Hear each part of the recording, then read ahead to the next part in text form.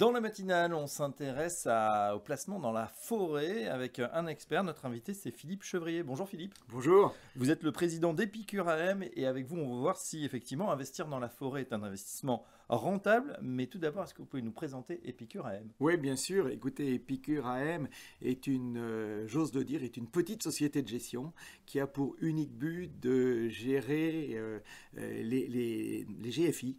Oui. Voilà, et c'est une société qui a été créée il y a 4 ans, pas par moi ni par mes associés, mais nous avons racheté il y a maintenant 1 an.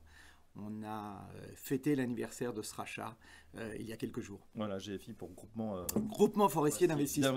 Absolument. Et c'est vrai que vous êtes une poignée à faire ça en France et avoir l'agrément AMF. Absolument. Je crois qu'il y a 700 sociétés de gestion qui existent en France. Sur ces 700 sociétés de gestion, il y en a en tout et pour tout 9 qui ont cette possibilité de gérer des GFI, des groupements forestiers d'investissement, comme on vient de dire.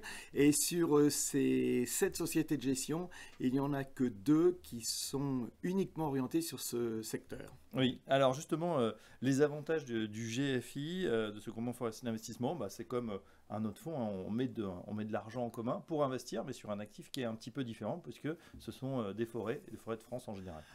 Absolument. Les GFI ont été créés pour avoir une base juridique solide pour les investisseurs qui souhaiteraient investir en forêt. Jusqu'à il y a 4-5 ans, il n'y avait uniquement que les groupements fonciers. Oui. L'AMF a longuement travaillé sur le sujet et a créé les GFI en regardant de très près ce qui se passait sur les SCPI.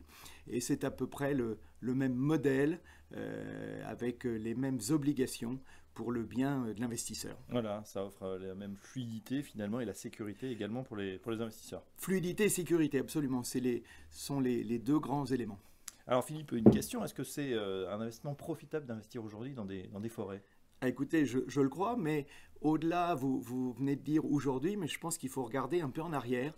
On a quelque chose qui est tout à fait intéressant, c'est qu'au mois de mai-juin dernier, il y a un indice qui a été créé par l'ASFOR notamment, et indice qui a été accepté par tous les acteurs du marché. Et cet indice a regardé les chiffres sur plus de 25 ans, oui. Et on voit que sur plus de 25 ans, la rentabilité de la forêt, quand je dis rentabilité, c'est la plus-value et effectivement la rentabilité en elle-même. On est à plus de 5% par an sur 25 ans. Oui. Voilà. Alors l'intérêt, alors ça peut paraître beaucoup, pas beaucoup, ça dépend à quoi on se réfère, c'est pas mal, mais c'est surtout qu'il y a une très faible volatilité. Excessivement faible. Sur ces 25 ans, il n'y a que 2 ans où cet indice a baissé de façon très très minime, parce que je crois que c'est 1 ou 2% sur 2 années consécutives. Et après, nous avons des chiffres positifs ou une stagnation, mais on se rend compte qu'on fait à peu près le même performance sur le même nombre d'années que le CAC 40 sans la volatilité. Ah ben voilà, ça pourra faire réfléchir à certains. Une question sur justement la matière première, le bois qui est de plus en plus demandé, on le voit un petit peu dans tous les corps de métier.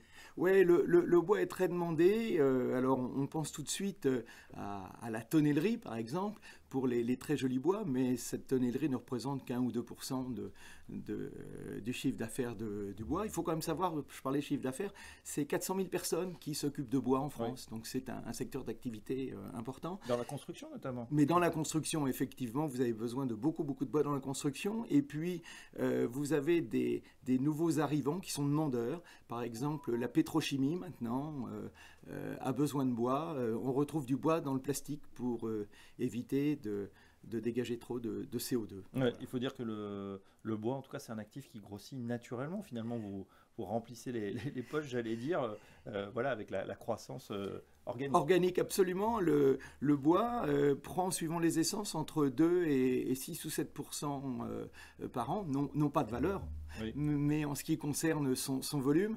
J'ai un de mes collègues qui me disait il y a quelques mois, la forêt, c'est un peu comme un lingot.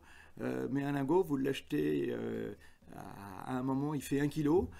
L'année d'après, il fera toujours 1 kilo. Ouais. Eh bien, dans la forêt, vous achetez quelque chose qui fait X mètres cubes Et l'année d'après, vous avez X mètres cubes plus 2, 3, 4% suivant les essences. Et même plus, voilà, dans le lingot d'or, on parle souvent de lingot d'or de la pierre pour l'immobilier. Là, on a un lingot, mais en bois. Absolument. Et qui grossit naturellement. Mais voilà, on en Absolument. sait un petit peu plus sur cet investissement, donc sur les forêts via ce GFI avec Épicure AM. Merci Philippe Chevrier.